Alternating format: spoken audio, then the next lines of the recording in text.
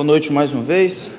Vamos abrir a palavra de Deus em Lucas capítulo 6, continuar nosso estudo nesse sermão magnífico de Jesus. Se vocês lembram bem, Jesus começou a ensinar no capítulo 6, versículo 17. Era uma multidão que o acompanhava, gente curiosa, gente querendo aprender dele. E Jesus ensina mais uma vez nesse sermão chamado Sermão da Planície sobre uma inversão de valores. A maneira como o mundo tem percebido a realidade é exatamente diametralmente diferente, oposta do que Jesus considera. As bênçãos que o mundo considera como boas são aquelas coisas de fato que previnem os homens de herdarem a vida eterna. É nesse sentido que os ricos, os que estão fartos, os que estão rindo, hão de lamentar e chorar. É o que ele diz no versículo 25. A partir do versículo 26, Jesus vai falar sobre a marca do discípulo como sendo o amor. Não aquele amor humano, não o amor daqueles que amam seus pais, suas mães, mas o amor sobrenatural. Jesus diz: amem os seus inimigos. E ele até explica que esse amor aos inimigos, ele tem que vir de uma maneira positiva e ativa. Façam bem aos que odeiam vocês. Abençoem aqueles que amaldiçoam vocês. Orem por aqueles que maltratam vocês. Mantenham-se vulneráveis. Aceitem perder por causa de Cristo. Do versículo 32 até o versículo 36, Jesus dá algumas razões. Então ele começou: dize-me quem amas e eu te direi quem és. Depois: dize-me como amas e eu te direi quem és. E finalmente: dize-me porque amas e eu te direi quem és. As razões para amar dessa maneira que Jesus falou, é porque não amar dessa maneira é ter o amor normal dos pecadores que amam outros pecadores, ou que pensam em si mesmo, e toda e qualquer atividade que fazem para os outros, fazem pensando em ganhar algo, ter um favor em troca, serem considerados melhores do que os outros. Essas são as razões porque nós deveríamos amar. Jesus então termina no versículo 36, acompanhe então a leitura: sejam misericordiosos, como também é misericordioso o Pai de vocês. Hajam dessa maneira a demonstrar misericórdia, porque aí vocês revelarão que são filhos de fato de Deus. Então no versículo 37 e 38, que é o nosso texto de hoje, ainda falando sobre amor, Jesus vai dar algumas aplicações desse amor. Não julguem e vocês não serão julgados. Não condenem e vocês não serão condenados. Perdoem e vocês serão perdoados. Deem e lhes será dado. Boa medida, prensada, sacudida e transbordante será dada a vocês. Porque com a medida com que tiverem medido, vocês serão medidos também. O versículo 37 e o versículo 38 é um conglomerado de negativos. Tem duas instruções que começam no negativo: não façam isso, não julguem, não condenem. E depois tem duas positivas: perdoem e deem, com promessas respectivas. E depois uma razão que fecha tudo: porque com a medida com que tiverem medido, será medido, vocês serão medidos. O que Jesus está fazendo agora é concluindo aquela sessão que fala sobre relacionamentos que nós temos aqui. O que Jesus não está fazendo é dizendo que nós precisamos realizar determinadas coisas ou fazer determinadas coisas para ganhar o céu. Jesus já disse que, de uma perspectiva de Deus, o céu não é ganho pelo esforço e pelo mérito. Eu e você, todos nós, somos pecadores, e como pecadores contraímos uma dívida diante de Deus que não pode ser paga por nosso esforço. Por vir para a igreja, por decorar versículo, por ser um cara legal, uma moça tranquila. A salvação vem de fora para dentro, porque o homem em si não consegue produzir. E essa salvação que vem da parte de Deus, essa filiação, como ele coloca, ser filho de Deus, ser filho do Altíssimo, ela vai reverberar nos outros relacionamentos, com seus amigos, com seus inimigos, com seus familiares, com aqueles que Deus coloca no seu caminho, com toda e qualquer pessoa. A mente de Jesus aqui é que existe um relacionamento de cascata. O relacionamento começa com Deus, Deus nos dá o seu perdão, graça e misericórdia, e por causa disso, nós despejamos sobre os outros aquilo que recebemos de Deus, graça, perdão e misericórdia. Jesus então está olhando para esses mandamentos, não julguem, porque por meio desses relacionamentos, por meio da nossa interação com os outros, por meio da maneira como lidamos com os outros, que nós revelamos de fato, tanto o nosso passado, quanto antecipamos o nosso futuro. Por isso o outro como você nunca viu. Porque esse negócio de religião, desde o século XX, se tornou uma coisa muito particular, muito minha. Muito difícil alguém vai dizer que tem problema com Deus. Não, Deus só quer o meu coração e eu estou bem com Deus. Mas ele odeia, tem raiva do outro, guarda mágoa no coração, não perdoa, segura o outro, e todas essas questões com os outros são colocadas como independentes do meu relacionamento com Deus. Deus em Cristo coloca junto. Perguntaram para ele determinada vez: Senhor, qual é o maior dos mandamentos? E o mestre respondeu: o maior de todos os mandamentos é: amarás o Senhor teu Deus de todo o teu coração, alma e entendimento. O homem não havia perguntado, mas Jesus responde. E o segundo, semelhante a este, é: amarás o teu próximo como a ti mesmo. Os dois estão juntos.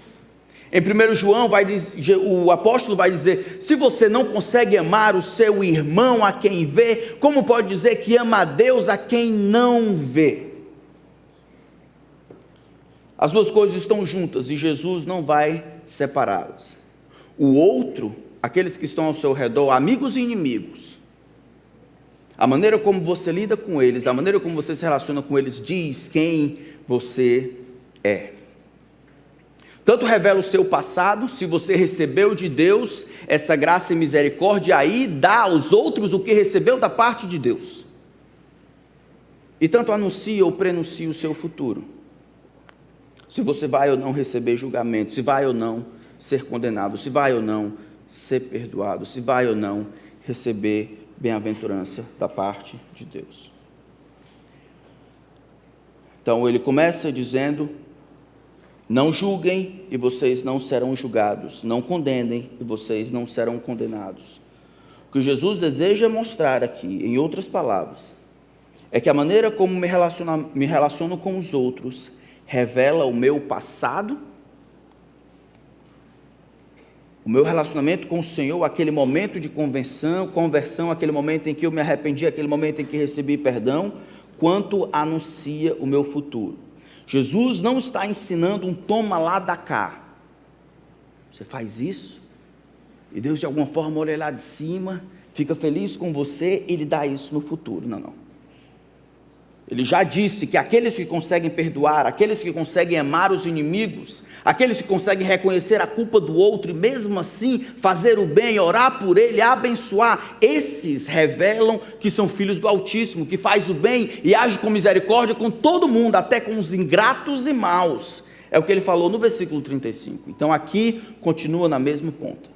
O que eu quero é ajudar os irmãos, encorajar vocês a olharem os relacionamentos que vocês têm ao redor de vocês, olharem isso com clareza e cuidado, não como sendo algo opcional, algo facultativo, algo que não tem nada a ver com o seu relacionamento com Deus, mas é crucial.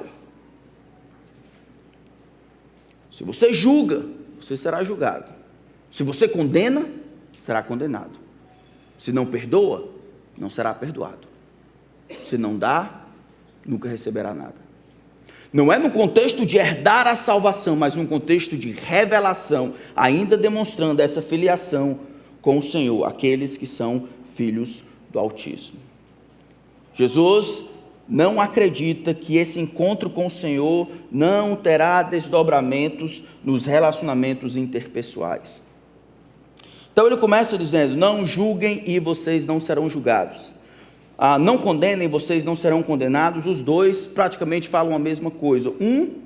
Do julgamento ou critérios que você coloca, e a condenação nesse caso é apenas a consequência desses critérios que você tem colocado.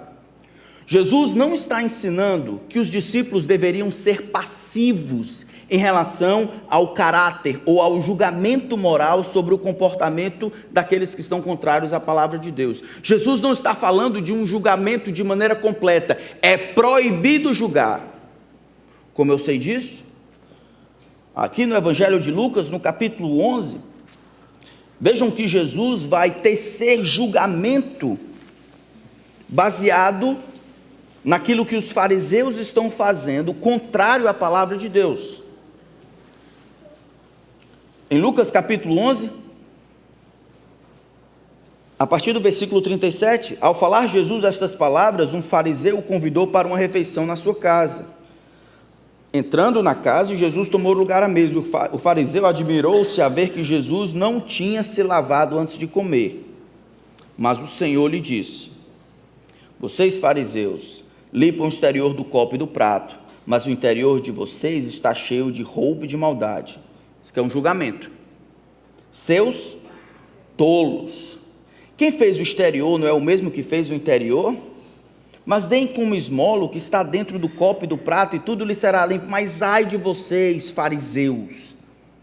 Vocês dão o dízimo da hortelã, da arruda e de todas as hortaliças, e desprezam a justiça e o amor de Deus. Vocês deveriam fazer estas coisas sem omitir aquelas. Ai de vocês, fariseus! Versículo 44, ai de vocês, fariseus. 46, ai de vocês, fariseus. 47, ai de vocês. 52, ai de vocês, intérprete da lei. Esse ai de vocês é um termo condenatório. Malditos sejam vocês.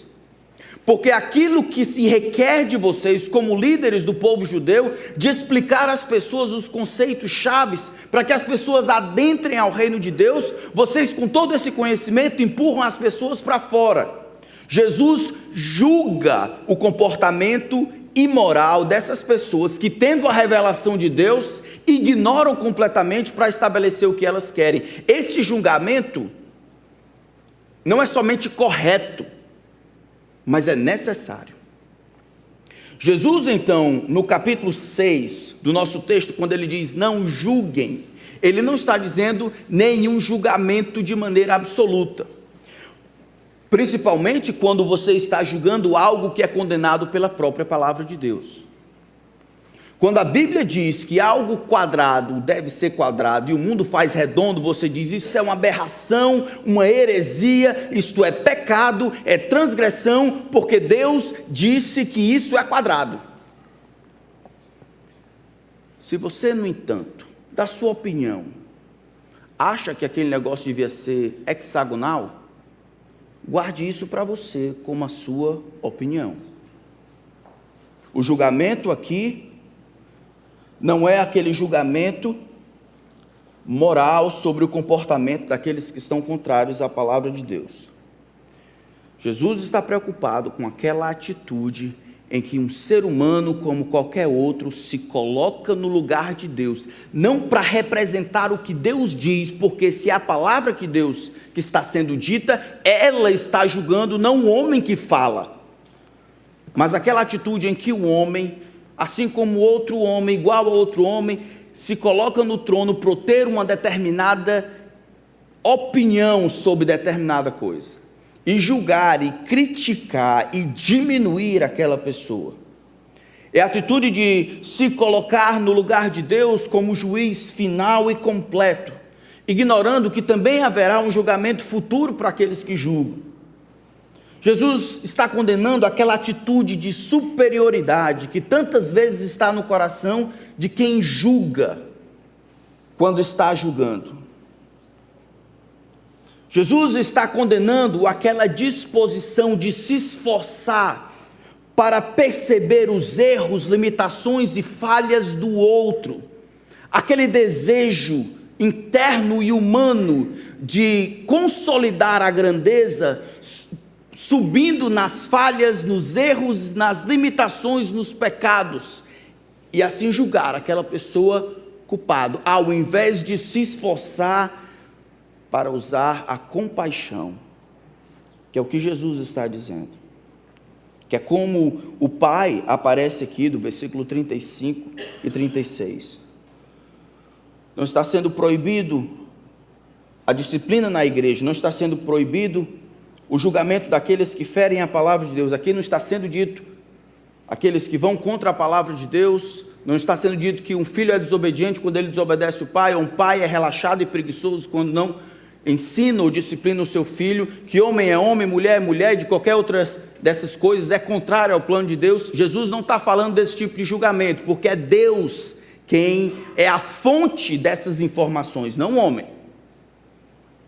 Mas está preocupado e proibindo aquela disposição do coração, aquele desejo de superioridade, de criticar e perceber e valorar e avaliar e concentrar nas falhas dos outros, de julgar sem esperança, julgar para condenar, de asseverar e determinar não somente o presente da pessoa, mas também o seu futuro. É aquela avaliação sem esperança.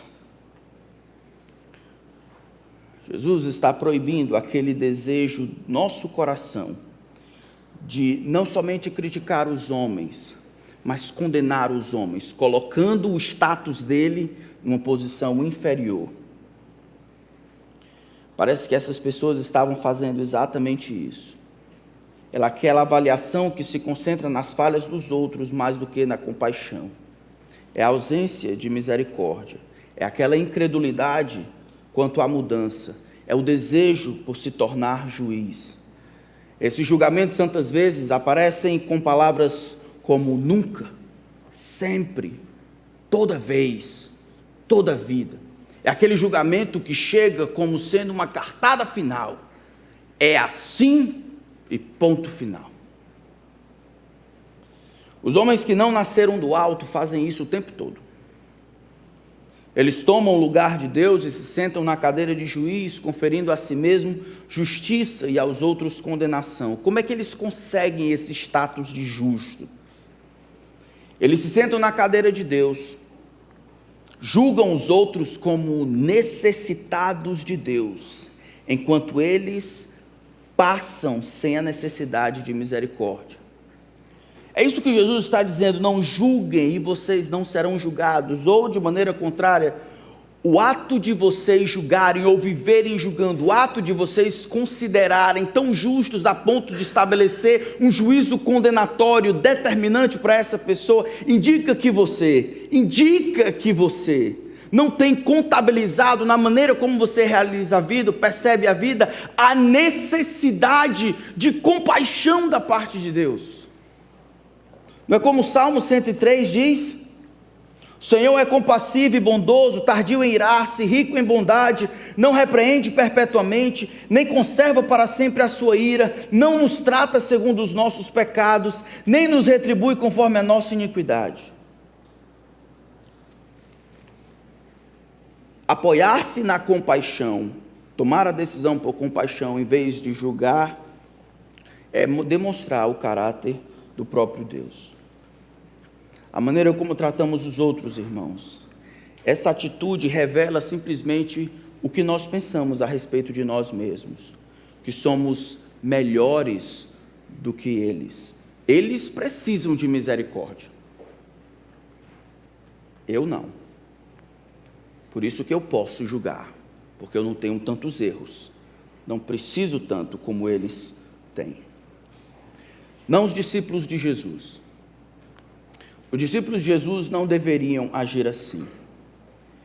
Porque isso é tão difícil às vezes da gente visualizar. Eu quero olhar um texto na palavra de Deus que explica na prática como acontecia na igreja. Então abra aí no livro de Tiago, na carta de Tiago, no capítulo 2.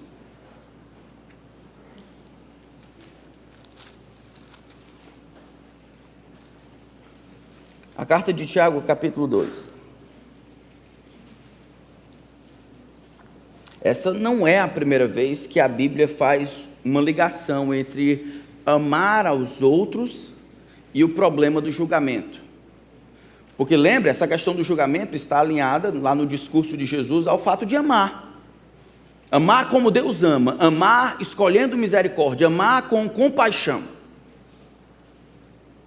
Então, outros textos fazem isso. No livro de Tiago, no capítulo 2, versículo 8.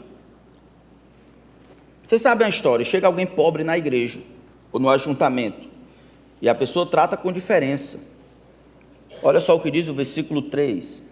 Vocês derem um tratamento especial que está vestido com roupa luxuosa, dizendo: você, sente-se aqui em lugar de honra, e disserem ao pobre: você, fique em pé, ou sente-se ali abaixo do estrado dos meus pés. Será que vocês não estão fazendo distinção entre vocês mesmos e julgando as pessoas com critérios errados? Agora vejam o verso 8. Se vocês de fato observam a lei do reino, conforme está na escritura: ame o seu próximo como a si mesmo, fazem bem. Se no entanto você tratam as pessoas com parcialidade, cometem pecado, sendo condenados pela lei como transgressores. Pois quem guarda toda a lei, mas tropeça em um só ponto, se torna culpado de todos, porque aquele que disse não cometa adultério, também ordenou não mate. Ora, se você não comete adultério, porém mata, acaba sendo transgressor da lei. Assim falem e vivam como pessoas que serão julgadas pela lei da liberdade. Agora prestem atenção. Por quê, Tiago?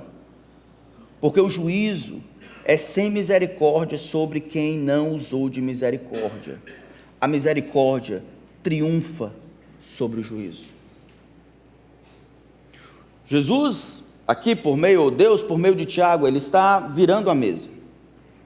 Depois dele linkar de que esse julgamento precipitado, ou esses critérios errados que estabelece para conferir valor às pessoas, da parte de fora, está tudo errado, ele, não somente isso, mas vocês estão pecando por falta de amor. Porque se vocês colocassem o outro como referência, isso é, tratassem os outros como você gostaria que ele tratasse vocês, vocês fariam de maneira diferente. E aí ele conclui dizendo: o juízo, o julgamento será sem misericórdia para com aquele que não usou de misericórdia. Não é que ele é contra o julgamento, é que se Deus resolvesse nos julgar, utilizando os mesmos critérios que eu e você utilizamos para julgar os outros, para condenar os outros, para valorar os outros, para aceitar os outros, para fazer o bem aos outros, todos esses critérios que nós utilizamos, se o grande Deus fosse utilizar, você e eu iríamos para o inferno. E essa era a parte que nos cabe. O juízo, quando veio a nós, foi lançado sobre Cristo. Nós recebemos justiça por Cristo. O que nós recebemos da parte de Deus é misericórdia. Tiago diz: é sério, vocês vão querer ir por esse caminho aí? Não lembra que o juízo é ser misericórdia para com aquele que não usou de misericórdia? Lembra que no final, quem triunfa não é o juízo, o senso de justiça, porque a gente não consegue satisfazer o senso de justiça de Deus. É porque Ele utiliza de misericórdia e compaixão que nós temos acesso a Ele, amém? Não é por outra razão, mas está eu e você, julgando as pessoas, julgando os outros, condenando essas pessoas, olhando que essas pessoas, e aquela ali não merece a minha atenção, aquela dali, não, aquela dali só Deus na casa, na causa, aquela ali, não, eu estou bem, eu achando que a diferença é tanta que Deus não precisaria usar de misericórdia para com você. Se você julga como um princípio, se é isso que você faz, se você olha para as pessoas como sendo melhor, quando você julga dessa maneira, você será julgado com o mesmo critério que você julga. O julgamento presente, a vida que julga no presente, simplesmente revela o passado que não compreendeu essa compaixão que recebeu da parte do Pai. Isso antecipa o julgamento no futuro. Dito por Jesus, reafirmado por Tiago: o juízo é sem misericórdia para com aquele que não usou de misericórdia. A misericórdia que triunfa sobre o juízo. Quando eu era mais novo e tolo, eu contratei um rapaz para fazer um serviço. E o rapaz cumpriu um terço do serviço.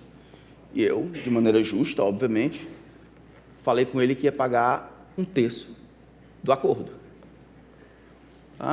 E eu paguei, então, 1/3 do acordo. Depois de muita reclamação, ele realmente disse: não, eu preciso de ajuda, porque minha filha está com essa dificuldade, tudo e tal, eu não consigo fazer e tal, eu entendo, por favor, eu vou precisar ajudar. E aí, o justo era não dar. Como eu era uma pessoa justa, eu não dei. É você e sua filha. Correto é isso, combinei isso com você, não combinei? Combinei isso com você. Você não fez, agora é contigo. O homem saiu de casa, do momento em que estavam, saiu chorando. O homem era sincero na sua necessidade. Então ele encontra uma irmã sábia no meio do caminho, e ele dizendo o que aconteceu. A irmã fica sem saber muito o que fazer. Como é que o pastor faz um negócio desse? A irmã sabiamente liga para mim. Eu expliquei para ela em tom de justiça: por que a senhora está ligando? A senhora não entendeu? Esse povo precisa aprender. É claro que é justo, se ele concorda comigo de trabalhar o negócio inteiro e trabalha por 1/3, obviamente eu vou pagar ele 1/3. É o correto a fazer, é o justo a fazer. Ele fez isso, ele recebe isso. A partir de lá eu só vi uma palavra: mas pastor, e a misericórdia? E a misericórdia? Misericórdia pode parecer como tolice ou fraqueza. Misericórdia significa reconhecer que houve um débito. Sim, ele não fez o que foi acordado, e por causa disso ele está errado. Mas se eu começar a lidar com as pessoas simplesmente na justiça, eu vou ignorar momentos outros, ou atividades outras, ou aspectos outros que os descrentes não conseguem fazer, mas os salvos sim, porque eles receberam misericórdia o tempo todo. Aquela palavra foi como um murro na boca do meu estômago. Eu entendi, naquele relacionamento eu era justo, mas para representar Deus bem, só justiça não dava certo. Justiça e misericórdia. É o que Tiago está dizendo aqui. O juízo é sem misericórdia. No final, é a misericórdia que triunfa sobre o juízo. Então não julgue, não condene. Isso revela tanto o seu passado, quanto antecipa o seu futuro. Mas tem mais. Depois de falar sobre essas instruções negativas, Jesus fala sobre as instruções positivas. Ele diz: não julguem, vocês não serão julgados. Não condenem, vocês não serão condenados. Apostem na compaixão. Dediquem-se a se esforçar para tratarem os outros com misericórdia e compaixão, como Deus tratou vocês. E nesse sentido, perdoem. E comprovará, ao fazer isso, que você tanto foi perdoado no passado, quanto você antecipa perdão no futuro. Esse mandamento não significa inocentar o culpado fingindo que não houve ofensa.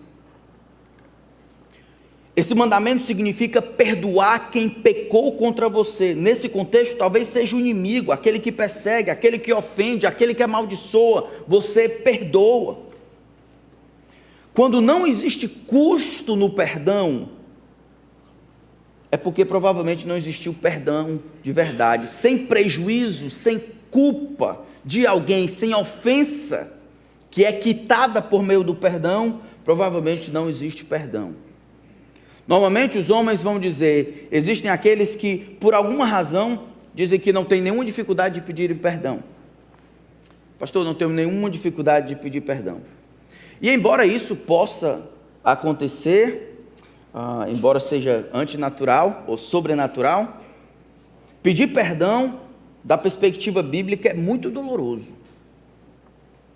1 João 9 diz: se confessarmos os nossos pecados, Ele é fiel e justo para nos perdoar os pecados, nos purificar de toda injustiça.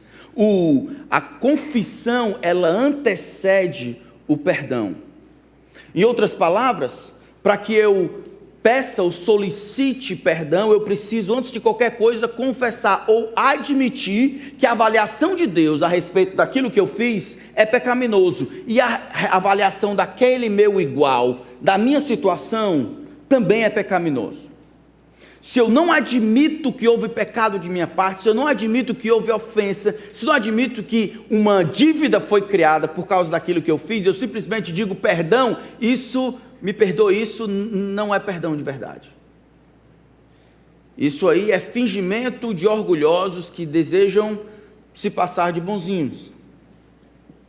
O perdão de verdade é o homem admitindo os seus erros, chegando para aquele a quem ofendeu e clamando que ele tenha misericórdia. Não existe barganha, é admitir o erro, a ofensa, o pecado e solicitar que a outra pessoa assuma o débito, sem rodeios, sem justificativas. Por outro lado, existem aqueles que não têm nenhuma dificuldade em perdoar, pelo menos é o que eles dizem. E embora isso possa acontecer de maneira sobrenatural, perdoar significa compreender que um débito foi criado. E quando eu decido perdoar, eu não decido ignorar aquele débito. Eu olho para o débito que foi criado, a ofensa que foi gerada, e eu aceito receber o débito como meu. De maneira que a outra pessoa fica quitada daquela dívida, porque eu assumi. É custoso tanto para quem pede perdão e é custoso tanto para quem perdoa. Qual foi a última vez que você perdoou alguém? Qual foi a última vez que você pediu perdão a alguém?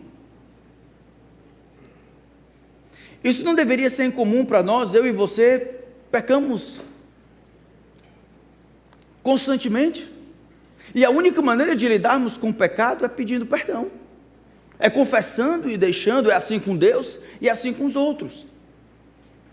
Se você não perdoa, se você não está envolvido neste perdão, isso revela tanto o seu passado, quanto antecipa o seu futuro.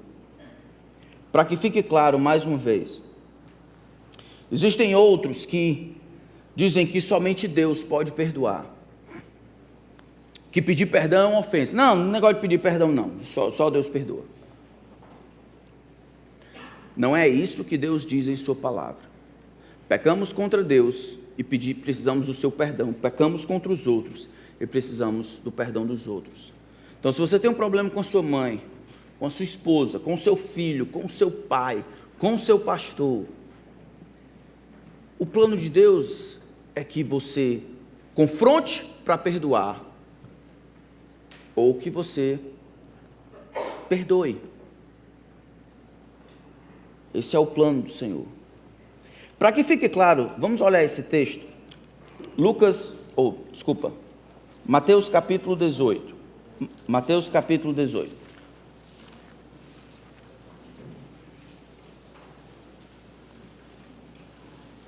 Olha que texto interessante. Jesus fala sobre perdão em Mateus 18, usando a linguagem comercial, porque isso é o que é dívida. Pecar, de alguma forma, é contrair uma dívida. Se perdoar é assumir, ou perdoar é assumir a dívida. Versículo 21. Então Pedro, aproximando-se, perguntou a Jesus: Senhor, até quantas vezes meu irmão pecará contra mim, que eu lhe perdoe? Até 7 vezes? Naquela época, 3 vezes era muito. Pedro aqui acha que está por cima da carne seca, viu? Ele está querendo aparecer. 7 vezes, o dobro mais um. Jesus diz: não, 7 vezes não, 70 vezes 7. E aí Jesus vai explicar o que isso quer dizer. Por isso o reino dos céus é semelhante a um rei que resolveu ajustar contas com seus servos. E passando a fazê-lo, trouxeram-lhe um que devia 10.000 talentos. 10.000 dias de trabalho. Um talento é a diária de um trabalhador, ou mais do que a diária de um trabalhador. Não tendo ele, porém, com que pagar, o senhor desse servo ordenou que fosse vendido ele, a mulher, os filhos e tudo que possuía, e que assim a dívida fosse paga. Então o servo, caindo aos seus pés, implorava: tenha paciência comigo e pagarei tudo ao senhor. E o senhor daquele servo, compadecendo-se, mandou-o embora e perdoou-lhe a dívida.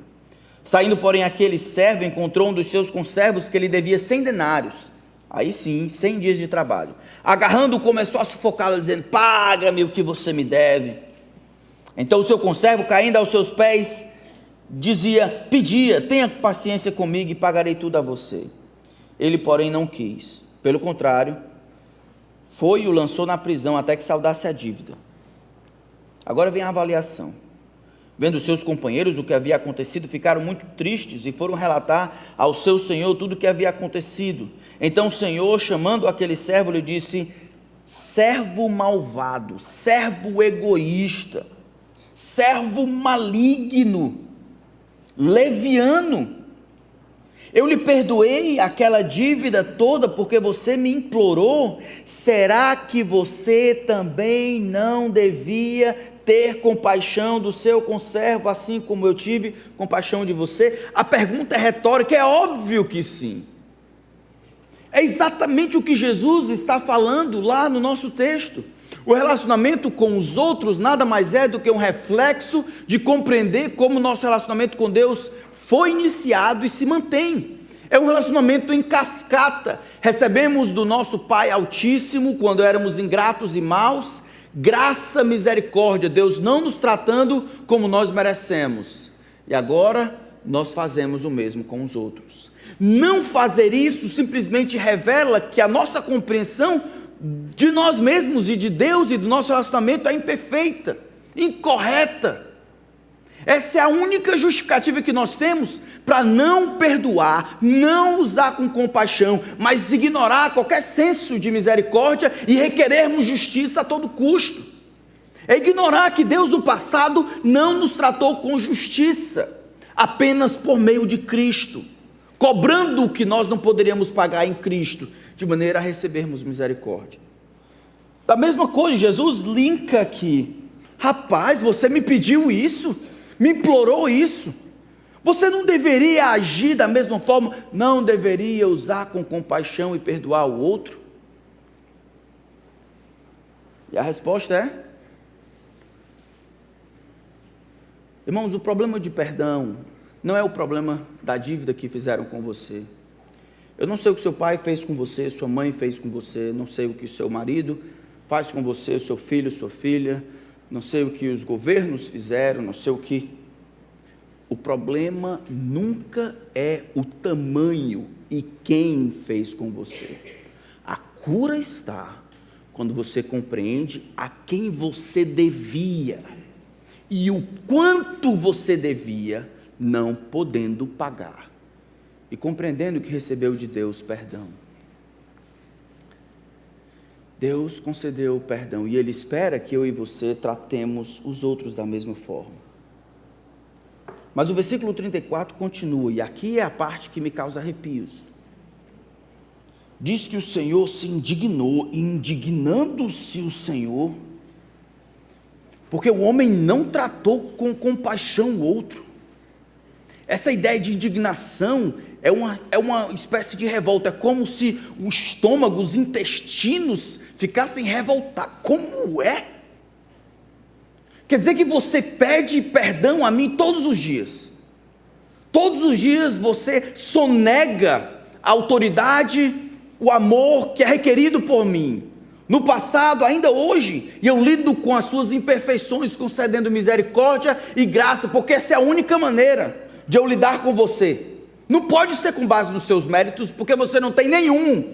E aí chega alguém e lhe fere, e lhe ofende, e lhe maltrata, e lhe persegue, e se torna seu inimigo, e lhe amaldiçoa, e você trata de volta, pagando na mesma moeda. Olha para ele em vez de olhar para mim. Olha para a dívida que ele contraiu pelo pecado, ao invés de olhar para aquilo que eu paguei por você. É assim. A indignação do Senhor se demonstra no que Ele faz. O Senhor entrega aquele servo aos carrascos, aos verdugos, até que ele pagasse a dívida. E Ele diz a avaliação, aqui é o coração da parábola, assim, verso 35, também o meu Pai que está nos céus fará com vocês. Se de onde? do íntimo, não perdoarem cada um o seu irmão. Deus não reconhece como seu alguém que não perdoa. Vocês escutaram bem? Deus não reconhece como seu alguém que não perdoa. Por isso que o mestre diz: perdoem, e vocês serão perdoados. Perdoem, e será revelado que vocês entenderam no passado como Deus tratou vocês. E isso antecipa o futuro. Vocês serão perdoados.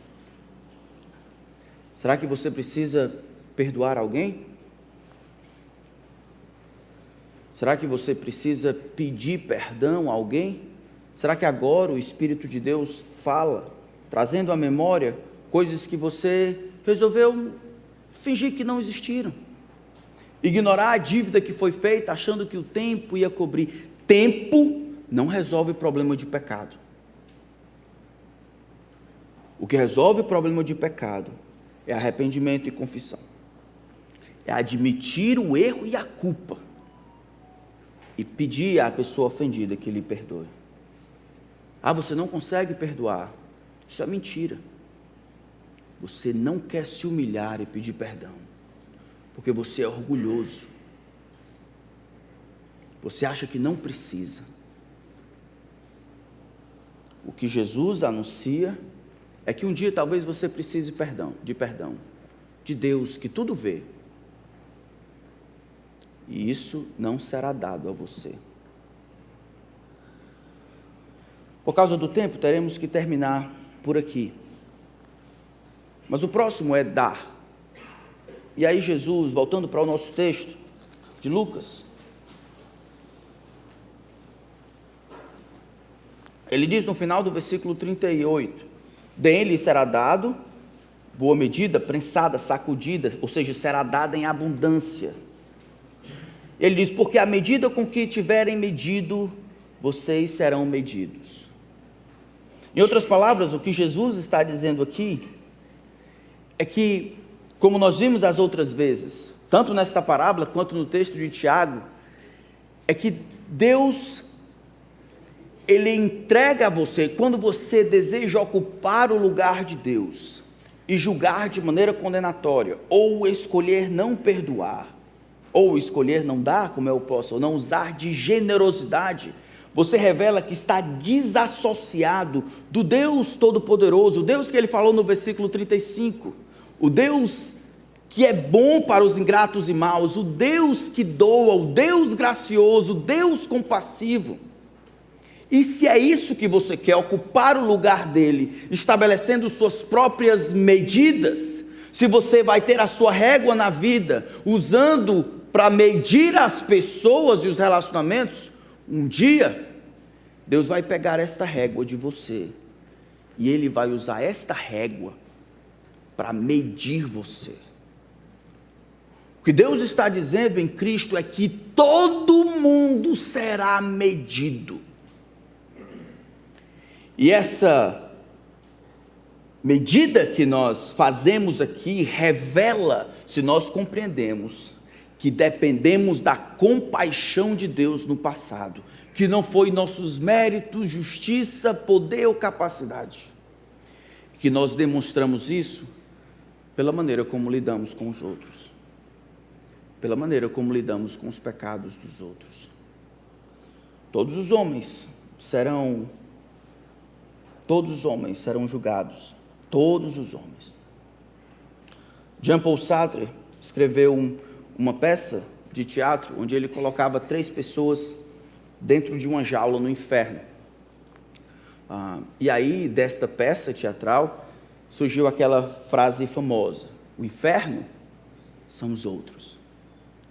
Da perspectiva de Jesus, ele ensina o contrário. O céu se mostra como uma realidade pelos outros. É pela maneira como eu lido com os outros, pela maneira como eu me relaciono com os outros, não julgando, não condenando, perdoando, dando de maneira generosa. Isto revela não somente o nosso passado, mas antecipa o nosso futuro. Se esse é você, se você é isso que você faz, se acha melhor, julga, não perdoa, não dá, não divide, não usa de generosidade, um dia, quando você precisar, o grande Deus tratará dessa maneira com você. Sua compaixão e misericórdia em perdoar, dar, não julgar e condenar, revela que você tem experimentado perdão e compaixão e graça da parte de Deus e de seu Filho. Seu tratamento com os outros revela a medida com que o Senhor usa para medir você. É como se nós antecipássemos, nós queremos receber do Senhor perdão, graça, compaixão, misericórdia e generosidade, sendo que nós gostaríamos, antecipamos receber essas coisas do Senhor, nós tratamos com os outros da mesma maneira. O que passa disso é hipocrisia. O que passa disso é natural, é humano, é terreno, é animal. Jesus deseja evitar a dissociação mentirosa que existe entre o nosso relacionamento com o Senhor e o meu relacionamento com as outras pessoas, pais, mães, irmãos, colegas de trabalho, governos, crentes ou descrentes, inimigos ou amigos. Ele quer juntar as duas coisas, de maneira a estarmos sendo julgados de um lado, nosso relacionamento com Deus, pela maneira como tratamos os outros. Não existe cristianismo solitário. O seu relacionamento com os outros revela não somente o seu passado, mas também anuncia o seu futuro. Eu queria que nós orássemos de maneira silenciosa por um momento. Eu queria encorajar você a olhar o seu coração e ver se você tem tratado com os outros da maneira como o Senhor tem tratado com você, com paciência, compaixão, misericórdia, aqueles que lhe ofendem, ou você tem tratado como qualquer outra pessoa.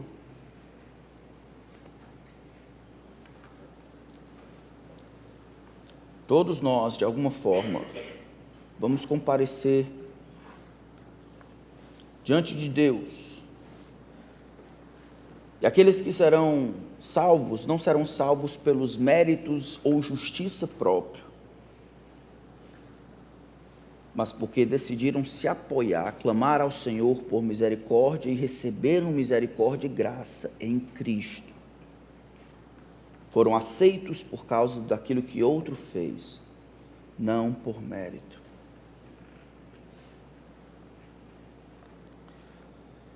Senhor, ajuda os meus irmãos, amigos aqui.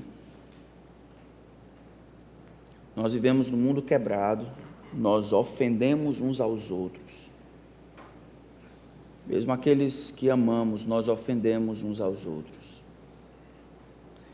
E nós encontramos em nosso coração muitas justificativas para julgar, condenar, não perdoar e reter a generosidade. Queremos receber todas essas coisas de Ti, não sermos julgados, nem condenados, sermos perdoados, e recebemos de Ti generosidade por cima de generosidade, mas nós não estamos dispostos a fazer isso.